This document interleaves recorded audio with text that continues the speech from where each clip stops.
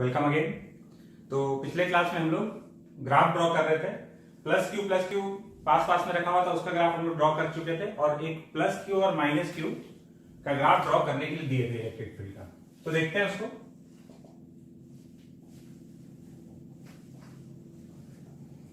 यहां पर एक प्लस क्यू और यहां पर रखा हुआ था माइनस क्यू। ठीक है, इन दोनों का ग्राफ हम लोग को इलेक्ट्रिक फील्ड का वेरिएशन इस लाइन के अलोंग ड्रॉ करना था।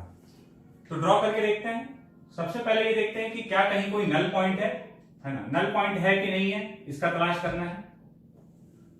इस इलाके को हम 3 पार्ट में बांट लेते हैं। इलाका नंबर 1, इलाका नंबर 2, इलाका नंबर 3।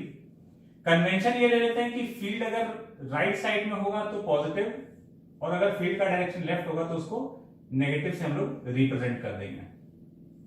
ठीक है, अब एक एक करके देखना चालू करते हैं। जैसे इस इलाके में देखें, यहां पर तो पॉजिटिव क्यू की वजह से फील्ड लेफ्ट में आएगा और नेगेटिव क्यू की वजह से फील्ड राइट में आएगा। ठीक है, फील्ड का डायरेक्शन ऑपोजिट हो रहा है दोनों की वजह से। अगर मैग्नीट्यूड सेम हो गया तो फील्ड 0 हो जाएगा, लेकिन यहां पर मैग्नीट्यूड सेम हो नहीं सकता है। किस लिए नहीं हो सकता है? क्योंकि यहां कोई भी पॉइंट लोगे, यहां इस इलाके में, तो किसी भी पॉइंट के हिसाब से देखोगे तो ये वाला चार्ज पास में है और ये वाला चार्ज इससे दूर है। दोनों चार्ज का मैग्नीट्यूड तो बराबर है, तो ये वाला चार्ज अगर करीब में है तो इसका फील्ड यहां पर डोमिनेट करने वाला है और इसका फील्ड यहां पर कम रहेगा। तो मैग्नीट्यूड में तो फील्ड बराबर हो ही नहीं सकता। तो यहां फील्ड का डायरेक्शन क्या होगा, इसके अकॉर्डिंग होगा।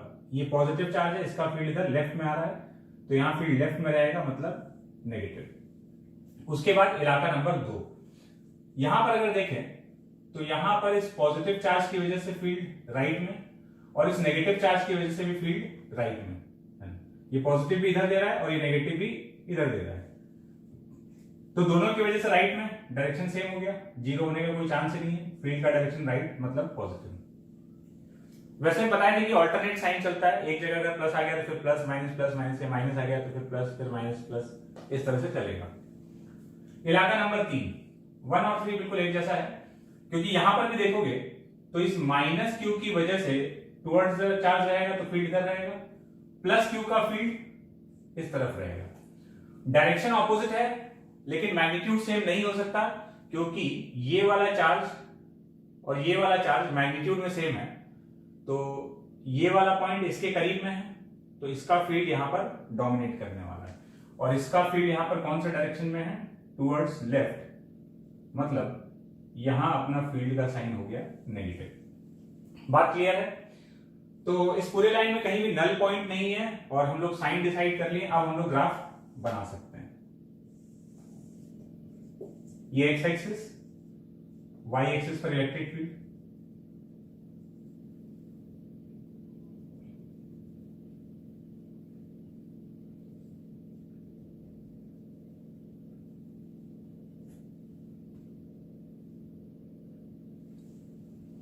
इस लाइन को 3 पार्ट में बांट लिया। ये इलाका नंबर 1, इस चार्ज के इधर वाला इलाका, ये इन दोनों के बीच वाला इलाका, और ये इधर इलाका नंबर 3। रीजन 1 के हिसाब से देखें, इसके जस्ट लेफ्ट में फील्ड नेगेटिव तो है ही और पॉइंट इसके जस्ट पास में है, तो फील्ड का वैल्यू KQ/R² होता है पॉइंट चार्ज के लिए। तो R एकदम 0 की तरफ है तो फील्ड इनफाइनाइट भागेगा। तो इसके जस्ट लेफ्ट में फील्ड इंफिनिटी, और कैसा इंफिनिटी, नेगेटिव इंफिनिटी। तो नेगेटिव इंफिनिटी से स्टार्ट होगा और जैसे जैसे आगे बढ़ेंगे 0 की तरफ टेंड करता जाएगा। इसके जस्ट राइट में अगेन एकदम जस्ट पास में देख रहे तो इनफाइनाइट, और कैसा infinity, negative infinity. Negative infinity से स्टार्ट होगा, 0 की तरफ टेंड करेगा। बीच वाले इलाके में देखें 0 तो कहीं है ही नहीं। इसके जस्ट राइट में इंफिनिटी, कैसा, पॉजिटिव इंफिनिटी। इसके जस्ट लेफ्ट में भी फील्ड इनफाइनाइट और कैसा, पॉजिटिव इंफिनिटी। तो इसके जस्ट राइट में भी पॉजिटिव इंफिनिटी, इसके जस्ट लेफ्ट में भी पॉजिटिव इंफिनिटी। तो ये पहले ऐसे नीचे गया होगा और फिर ऊपर आया ग्राफ। तो कोई ऐसे ड्रॉ कर सकता है, तो बोलेगा सर ये वाला ग्राफ हो सकता है ना? इसके जस्ट राइट में भी पॉजिटिव इंफिनिटी, जस्ट लेफ्ट में भी पॉजिटिव इंफिनिटी। तो पहले ऐसे कुछ नीचे गया फिर ऊपर आया है। लेकिन ये ग्राफ पॉसिबल नहीं है। क्यों? क्योंकि इसमें हम बीच में कुछ जगह फील्ड को नेगेटिव दिखा दिए, इस रीजन में नेगेटिव भी, 2 जगह 0 भी हो रहा है ना। जबकि फील्ड तो हर जगह पॉजिटिव है। तो ऐसा नहीं बनेगा, हम लोग थोड़ा सा इसको गलत ड्रॉ किए। तो क्या ऐसा बन सकता है? ऐसा भी नहीं बन सकता है। किस लिए? क्योंकि हम इसको एक जगह टच करा दिए हैं, मतलब यहां पर दिख रहा है कि इस जगह पर फील्ड का वैल्यू 0 है, तो ये भी नहीं बनेगा।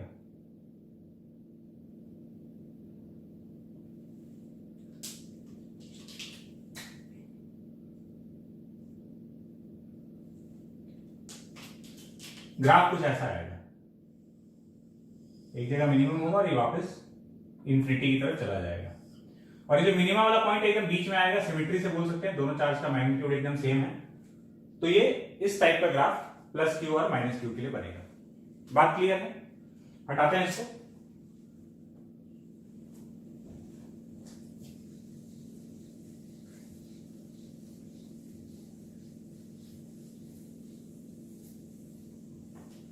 एक और इलस्ट्रेशन देखते हैं।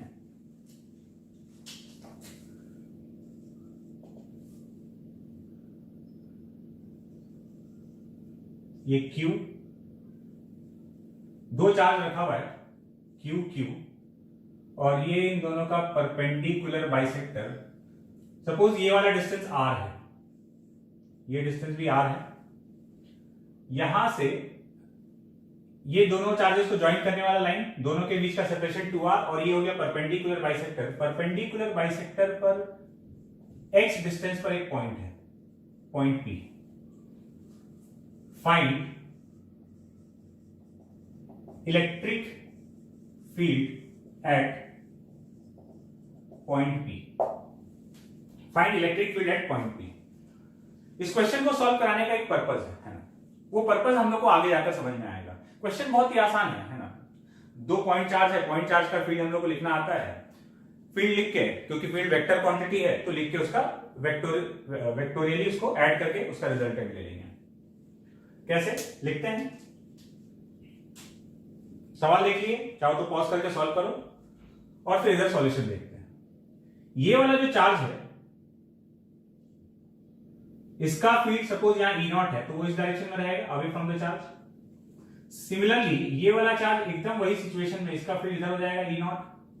Suppose this angle is theta, तो ये थीटा है, तो इधर ये भी थीटा, ये भी हो गया थीटा। अब इस फील्ड का अगर दो कंपोनेंट कर लिया जाए, तो इधर आएगा E0 cos थीटा, इधर आएगा इसका E0 cos थीटा, इधर E0 sin थीटा, और इसका इधर E0 sin theta. E0 sin theta, E0 sin theta, तो चलो सब कैंसिल हो जाएगा। नेट फील्ड इस सिस्टम का आएगा 2 E0 cos थीटा के बराबर। E is equals to 2 E0 cos theta 2। अच्छा, E0 क्या था? E0 एक पॉइंट चार्ज का फील्ड है। जैसे इसका फील्ड यहां पर देखें तो कितना हो जाएगा, k q अपॉन ये वाला डिस्टेंस कितना हो जाएगा, under root of r square plus x square. तो के क्यू बाई इसका स्क्वायर मतलब r square plus x square into cos theta. Cos theta इसका हमको वैल्यू लिखना है, तो cos theta is base upon hypotenuse x upon under root of r square plus x square. तो field का value हो गया k 2qx upon r square plus x square to the power 3/2। ये आ गया इस सिस्टम का इलेक्ट्रिक फील्ड इसके perpendicular bisector पर। ये अपना आंसर आ गया। इसको ध्यान रखना, इसको हम आगे फिर से कोट करेंगे, इस एग्जांपल को, इस रिजल्ट को, ये जो इसका आंसर आया है इसको हम लोग फिर से लेकर आएंगे। ठीक है, तो ठीक है, ये क्वेश्चन तो अपना सॉल्व हो गया। हटाते हैं इसको।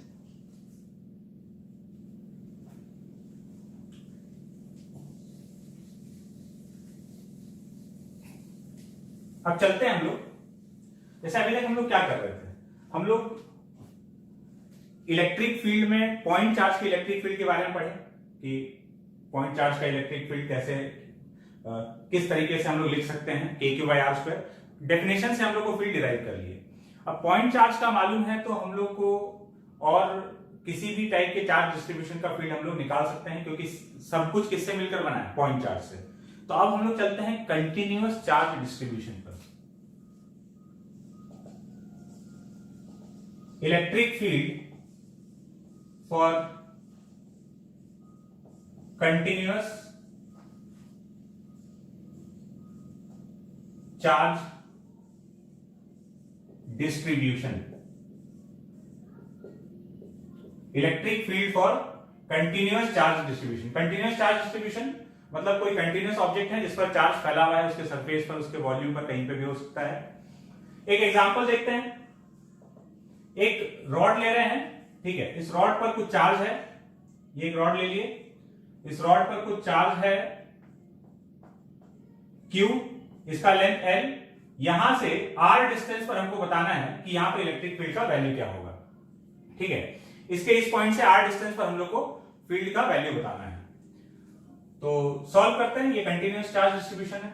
हमको क्या पता है, हम लोग को एक पॉइंट चार्ज के इलेक्ट्रिक फील्ड के बारे में पता है कि वो क्या होता है।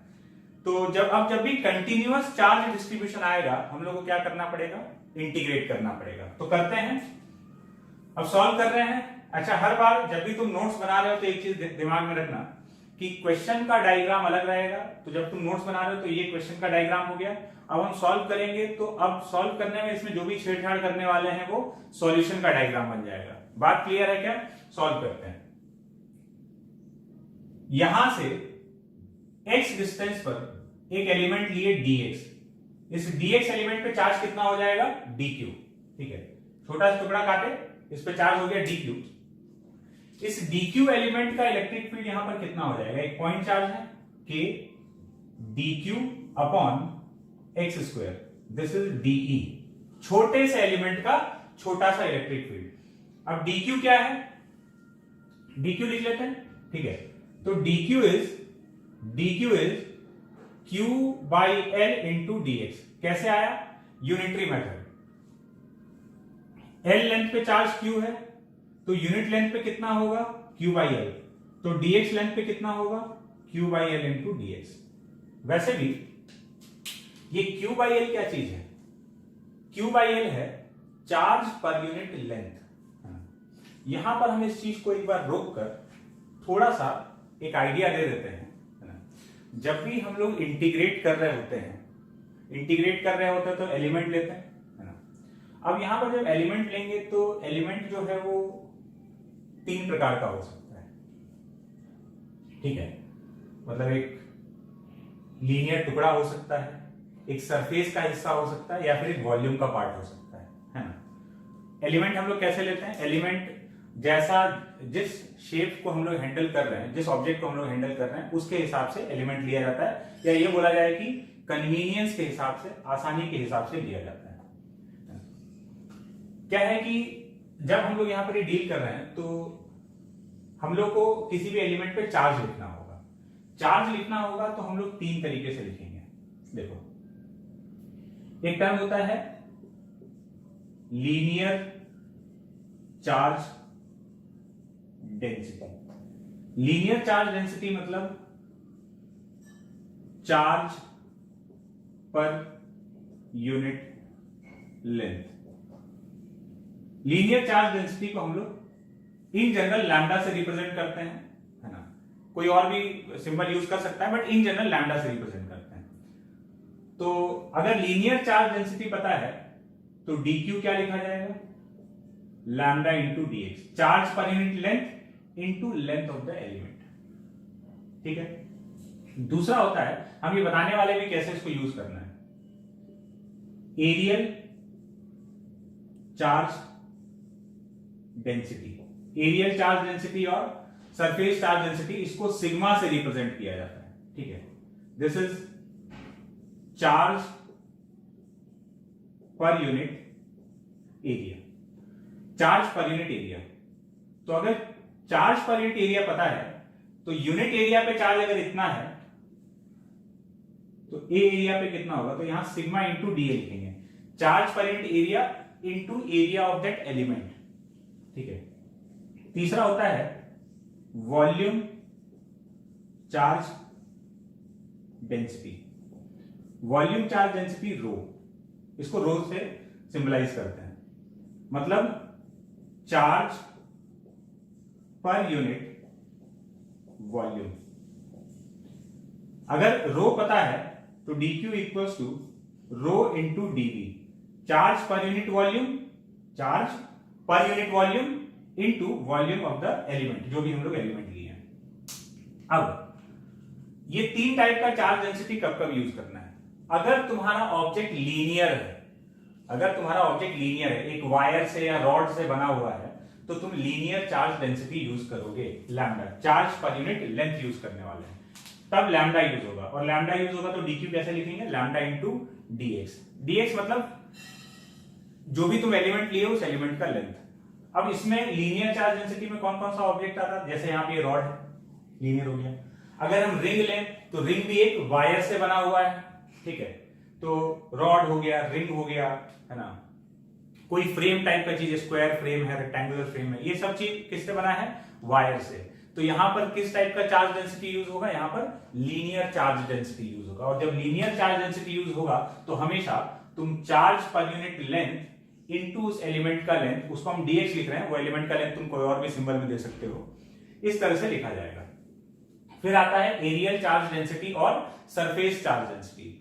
एरियल चार्ज डेंसिटी कब यूज करना है? एरियल चार्ज डेंसिटी तब यूज करना है जब अपना ऑब्जेक्ट इस टाइप का हो कि उसके सरफेस पर चार्ज डिस्ट्रीब्यूटेड हो। मतलब तुम्हारा ऑब्जेक्ट जो है कोई शीट से बना हो, शीट से बना हो मतलब जैसे कि disk, disk is a sheet, कोई प्लेट हो गया, रेक्टेंगुलर प्लेट, स्क्वायर प्लेट, इन सब में सरफेस पर चार्ज डिस्ट्रीब्यूटेड है। और कोई एग्जांपल, होलोस्फीयर, होलोस्फीयर भी शीट से बना हुआ है ना, शीट को फोल्ड करके ऐसे एक लेयर बना दिया गया है ना, होलोस्फीयर। होलोस्फीयर हो गया, होलो सिलेंडर हो गया, होलो कोन हो गया, इन सब में surface charge density sigma use होने वाला है। और जब सिग्मा यूज होने वाला है तो चार्ज के लिए क्या लिखेंगे? सिग्मा इंटू डी लिखेंगे। बात समझ में आ गया? तीसरा, volume charge density. Volume charge density किसके लिए यूज होगा? सॉलिड ऑब्जेक्ट्स के लिए। जैसे सॉलिड स्फीयर, अगर सॉलिड स्फीयर के पूरे वॉल्यूम में चार्ज, अंदर से लेकर बाहर तक हर जगह चार्ज है, तो फिर उसके लिए charge per unit volume use होगा। Solid sphere, solid cylinder, solid cone, जितना भी 3D में सॉलिड ऑब्जेक्ट है, 3D में तो होलोस्फीयर भी है ना, तो इसलिए हम क्या बोल रहे हैं? 3D में जितना भी फिगर है और जो सॉलिड है, पूरे वॉल्यूम में चार्ज है, उसके लिए ये वाला डेंसिटी यूज होने वाला है। और तब dq कैसे लिखा जाएगा? रो इंटू dv। तो जैसा ऑब्जेक्ट होगा अकॉर्डिंगली एलिमेंट लिया जाएगा और उसी के हिसाब से हम लोग चार्ज डेंसिटी यूज कर रहे होंगे। Let's come to the point. तो डी हम क्या लिखे? k dq by r square, kq by r square या x square। और dq लीनियर, अपना लीनियर ऑब्जेक्ट है, एक वायर से बना हुआ है, तो dq हमको क्या लिखना था? dq हमको लिखना था lambda into dx, charge per unit length into length of that element. हम ये एलिमेंट लिए थे तो इसका लेंथ कितना था? dx। यही तो है लैम्डा, ये एक्चुअली में लैम्डा ही तो लिखा हुआ है, चार्ज पर यूनिट लेंथ। बात क्लियर हुआ क्या? आगे चलते हैं। तो ये हो जाएगा k q by l into dx upon x square. तो electric field is kq by l dx upon x square. x का एलिमेंट कहां से कहां तक जाएगा? सबसे पहला एलिमेंट कहां मिला तुमको? सबसे पहला एलिमेंट मिला r डिस्टेंस पर, ये वाला डिस्टेंस r दिया हुआ है ना, यहां से यहां तक का। और आखिरी एलिमेंट यहां से कितने डिस्टेंस में मिलेगा? r प्लस l पर। तो r से लेकर r plus l, so kq by l minus 1 by x from r to r plus l। तो ये हो जाएगा kq by l 1 by r minus 1 by r plus l।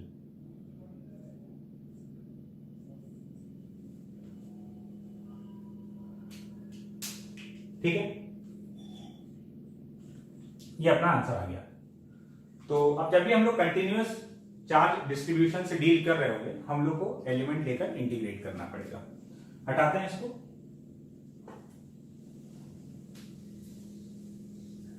तो ये तो एक क्वेश्चन था। अभी हम लोग कई सारे ऑब्जेक्ट का फील्ड निकालेंगे जो कि हम लोग को फॉर्मूला के फॉर्म में याद रखना है ना, वो डेरिवेशन हम लोग को याद रखना है, सॉरी उसका फॉर्मूला जो है वो हम लोग को याद रखना है। ये तो बस एक क्वेश्चन का रिजल्ट है, क्वेश्चन का आंसर है ना, ये याद रखने वाला चीज नहीं है इस रॉड का फील्ड हम लोग को याद नहीं रखना है, लेकिन अभी जिस जिस चीज का फील्ड हम लोग को याद रखना होगा हम बताते जाएंगे, उसको एकदम हम लोग को याद रखना है। इलेक्ट्रोस्टैट में कई सारा रिजल्ट और बहुत सारा फॉर्मूला आने वाला है, जहां जहां भी याद करने का चीज होगा हम पॉइंट करते जाएंगे, एक एक चीज जो हम बोलेंगे जहां भी याद करने का होगा हम तुमको पॉइंट करेंगे कि ये याद करने का है। ठीक है, चलते हैं।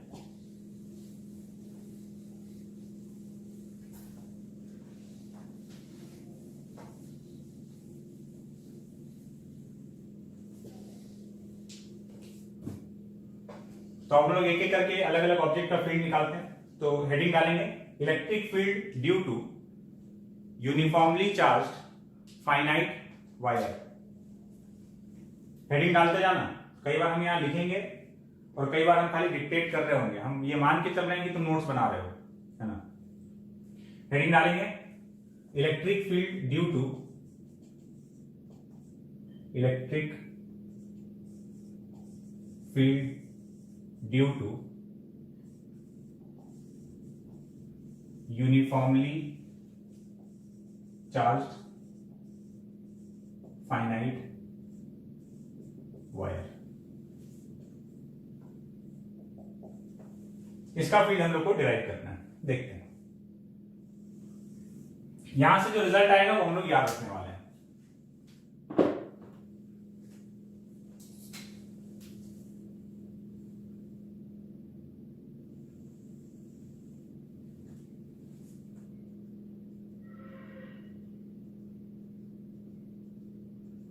ये एक वायर है जिसका चार्ज डेंसिटी है लैम्डा, चार्ज करंट लेंथ दिया हुआ लैम्डा। यहां से कौन सा चार्ज डेंसिटी है, ये लीनियर चार्ज डेंसिटी वायर के फॉर्म में, इसके लिए यही वाला यूज करते हैं, लीनियर ऑब्जेक्ट है। यहां से r डिस्टेंस पर एक पॉइंट है जिसपे हम लोग को फील्ड लिखना है, और this angle is θ1 and this angle is θ2। ये दोनों एंगल अपने को पता है, तो लैम्डा पता है, r पता है, θ1 θ2 पता है। अच्छा, ये θ1 θ2 क्या बता रहा है, ये θ1 और θ2 इस वायर के लेंथ के बारे में इंफॉर्मेशन दे रहा है। जैसे इस लाइन के नीचे ये एंगल θ1 है ना, ये θ1, ये वायर जितना लंबा होता θ1 उतना बड़ा होता, वायर जितना छोटा होगा θ1 उतना छोटा होगा। इधर से ये वायर ऊपर जितना बड़ा होता θ2 उतना बड़ा होता, वायर जितना ऊपर से छोटा होता θ2 उतना छोटा होता। तो ये θ1 θ2 बेसिकली वायर के लेंथ के बारे में इंफॉर्मेशन देने के लिए है। तो अब हम लोग फील्ड निकाल रहे हैं। अच्छा, जो भी फील्ड आएगा देखो, उस फील्ड का अगर डायरेक्शन देखा जाए, ठीक है, तो एक इस वायर के परपेंडिकुलर डायरेक्शन में कंपोनेंट हो सकता है और एक इसके पैरेलल, मतलब फील्ड किसी एंगल पर होगा, इधर इधर कहां है अभी हमको नहीं पता, तो हम उसको दो कंपोनेंट में तोड़कर देखना चाह रहे हैं कि एक एक्स में होगा, मतलब एक परपेंडिकुलर टू द वायर, और एक पैरेलल टू द वायर। कैसे होगा देखते हैं। अभी हम लोग को कुछ नहीं पता इसका फील्ड कहां है। अब इसका फील्ड निकालना है। अब हम यहां पर इसका डेरिवेशन स्टार्ट कर रहे हैं।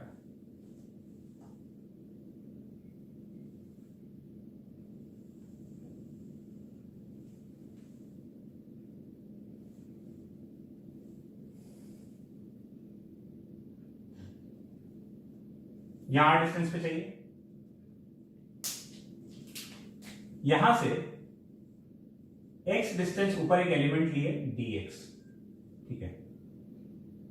इस dx एलिमेंट का फील्ड, इस dx एलिमेंट पे चार्ज हो गया कुछ dq, dx लिए इसका चार्ज हो गया dq, इसकी वजह से इधर फील्ड हो जाएगा de,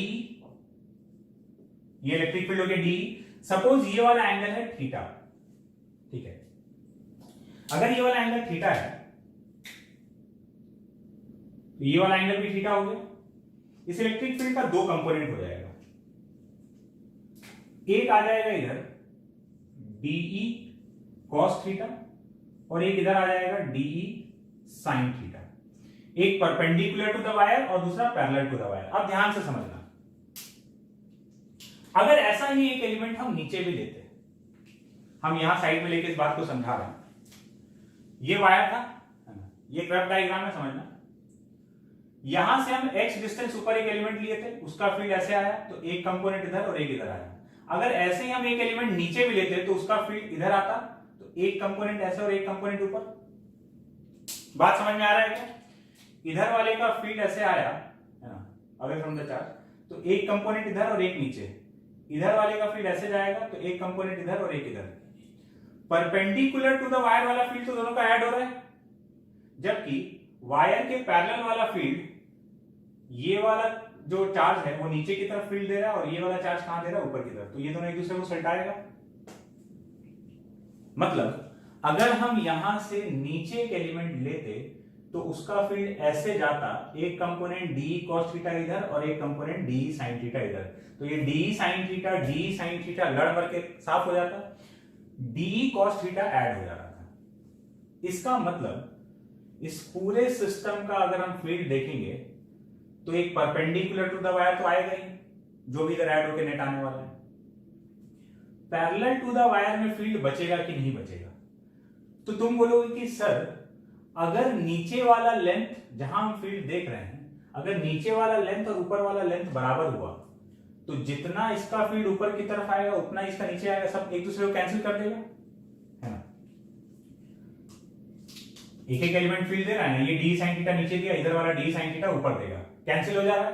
तो जितना ऊपर लेंथ है उतना ही नीचे लेंथ है, तब तो पूरा का पूरा इधर वाला फील्ड कैंसिल हो जाएगा, खाली परपेंडिकुलर डायरेक्शन में आ रहा होगा। लेकिन अगर अनइक्वल लेंथ है, जैसे कि यहां इस डायग्राम के हिसाब से हमको दिख रहा है कि ऊपर वाला ज्यादा है, ऊपर वाला ज्यादा है, तो ऊपर वाले की वजह से जो पैरेलल कंपोनेंट आ रहा है वो किधर आ रहा है, नीचे की तरफ। ये फील्ड ऐसे दे रहा है ना, तो नीचे आ रहा है, और इसका फील्ड ऐसे जा रहा है तो इसका कंपोनेंट ऊपर।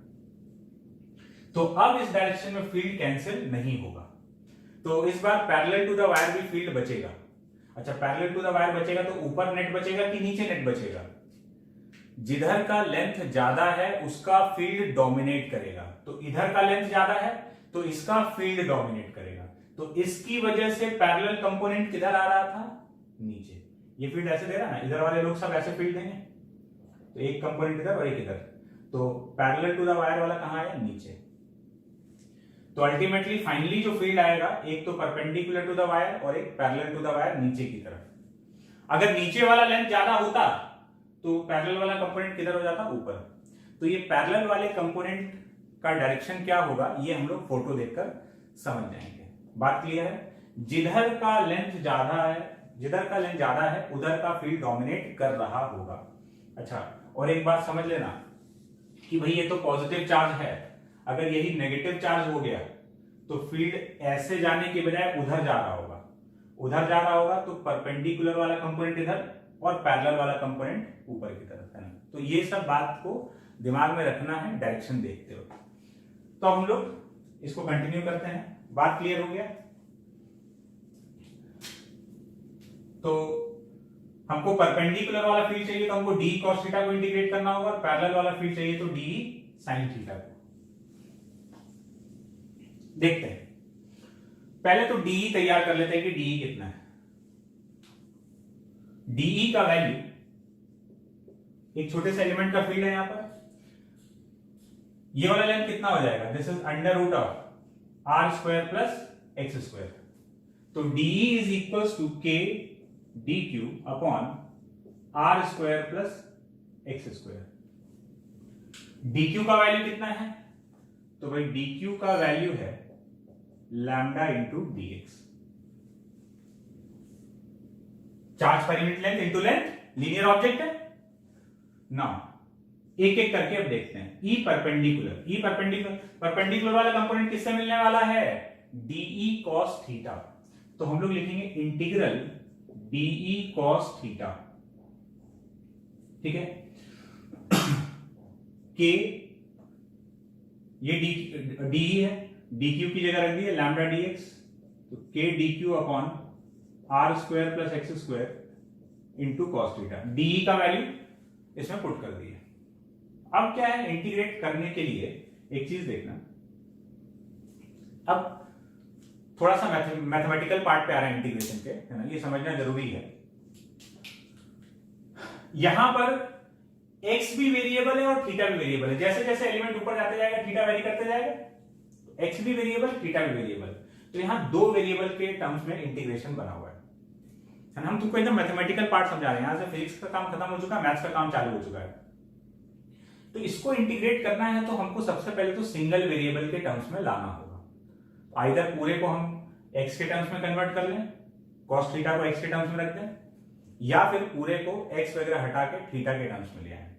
तो मेरा एक सजेशन है, ऐसा जब भी होता है तो थीटा के टर्म्स में लाना आसान, थीटा के टर्म्स में लाना ठीक रहेगा, क्योंकि जो इंटीग्रेशन का एक्सप्रेशन तैयार होगा बहुत ही आसान है ना। हमेशा थीटा के टर्म्स में कन्वर्ट करके सॉल्व करना बहुत आसान पड़ने वाला है। इंटीग्रेशन एकदम चवन्नी टाइप का बनेगा, तुरंत निपटा दोगे उसको। तो हम लोग अब इसमें से x हटाकर इसको थीटा के टर्म्स में कन्वर्ट करने वाले हैं, देखते हैं कैसे। तो हमको यहां से ये dx हटाना है और ये r square plus X square को हटाना है। dx की जगह d थीटा लाना होगा। देखो tan थीटा का वैल्यू, tan थीटा किसके बराबर, x अपॉन r, ठीक है। इसमें r अपना कांस्टेंट है ना, इसको डिफरेंशिएट कर लेते हैं with respect to theta. With respect to theta differentiate करेंगे, क्यों कर रहे हैं बात समझ में आ जाएगा। तो ये हो जाएगा sec square theta is equals to 1/r, या इसको ऐसे लिख लेते, अब और आसानी से दिखेगा। ऐसा इसलिए लिखेंगे क्योंकि अब और आसानी से दिखेगा। अब इसको थीटा के रेस्पेक्ट में डिफरेंशिएट कर लो, तो dx by D theta, r तो कांस्टेंट है, r sec square theta, dx किसके बराबर आ गया, r sec square theta into D theta. dx का बंदोबस्त तो कर दिया, अब बचा r square plus X square. जरा यहां पर cos थीटा का वैल्यू देखो, तो cos थीटा का वैल्यू तुम देखोगे तो तुम बोलोगे sir r upon under root of r square plus X square. यहां पुट कर देते हैं E perpendicular k into lambda, dx की जगह हम ये रख दिए r sec square theta D theta upon r square plus X square की जगह इसको इधर ले आएंगे तो ये नीचे आ जाएगा। तो यहां से देखोगे तो ये इधर आ गया तो कितना आ जाएगा, r बाई कॉस थीटा। तो ये तो लिखा हुआ है under root of r square plus X square का होल स्क्वायर। तो r square plus X square का जो रूट है वो किसके बराबर आ गया, r बाई कॉस थीटा। तो यहां तो उसका स्क्वायर लिखा हुआ है, इसका मतलब ये आ जाएगा r square by cos square theta. ये चीज आया ना। E परपेंडिकुलर, इसमें से कांस्टेंट बाहर निकाल लो, एक तो ये r कैंसिल हो गया, k लैम्डा बाई r तो बाहर आ गया, k लैम्डा बाई r बाहर आ गया। ऊपर गया सेक स्क्वायर थीटा था, ये कूद के ऊपर चला गया कॉस स्क्वायर थीटा। साथ में यहां पर एक कॉस थीटा था जो हम लोग नहीं लिखे थे, ये कॉस थीटा यहां पे आ गया। तो एक कॉस स्क्वायर थीटा ऊपर गया into cos theta D theta. तो ये cos square theta sec square theta साफ हो गया। इंटीग्रेशन में क्या बचा, कॉस थीटा। ये पूरा मैथमेटिकल काम कर रहे हैं, फिजिक्स का काम खत्म हो चुका था पहले ही। थीटा का लिमिट क्या रखेंगे, अब थीटा का लिमिट रखना है। देखो हम लोग यहां से इसको ऊपर ऐसे थीटा कंसीडर किए ना, ये चीज यहां से थीटा, तो ये यहां से कितना जा रहा है, थीटा 2 तक जा रहा है। तो ये अपना जीरो था, यहां एंगल कितना मानते, जीरो। तो ये जीरो से थीटा 2, तो इसके नीचे जाएंगे तो माइनस में। तो मेरा सबसे पहला एलिमेंट यहां से स्टार्ट होगा, कहां से, माइनस थीटा 1 से। ये लेवल क्या है, जीरो। तो माइनस थीटा 1 से लेकर कहां तक, प्लस थीटा 2 तक। माइनस थीटा 1 से लेकर प्लस थीटा 2। तो E perpendicular is k lambda by r, cos theta का इंटीग्रेशन, कॉस थीटा का integration sine theta, minus sine theta मत बोल देना। कहां से कहां तक, माइनस थीटा 1 से लेकर थीटा 2 तक। तो ये हो जाएगा k lambda by r sine theta 2 minus sine minus theta 1। बात क्लियर है, आगे अपना फिर इसको हटा दें तो अपना इलेक्ट्रिक फील्ड आ गया E perpendicular is equals to K lambda by R sine theta 2, ठीक है, तो इसको ऐसे लिख लेते हैं sine theta 1 plus sine theta 2। यह आ गया इलेक्ट्रिक फील्ड का परपेंडिकुलर कंपोनेंट, ठीक है। इसको नोट कर लो, समझ लो। उसके बाद हम लोग बात करते हैं इसके पैरेलल कंपोनेंट पे। हटा दें इसको।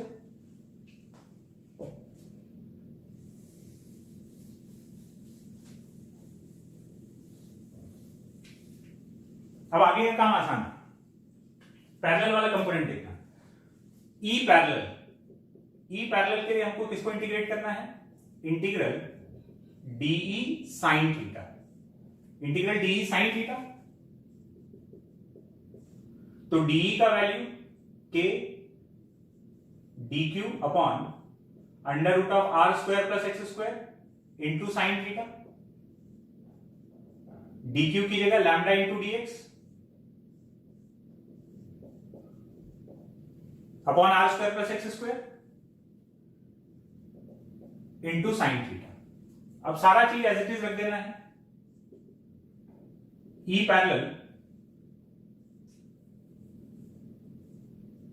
के लैम्डा dx की जगह वही वाला सामान ध्यान रख दिए, r sec square theta D theta, इधर साइड में साइन थीटा, और इसकी जगह आ गया r square by cos square theta. वही सारा कट पुटा के अपने को ई पैरेलल मिलने वाला है।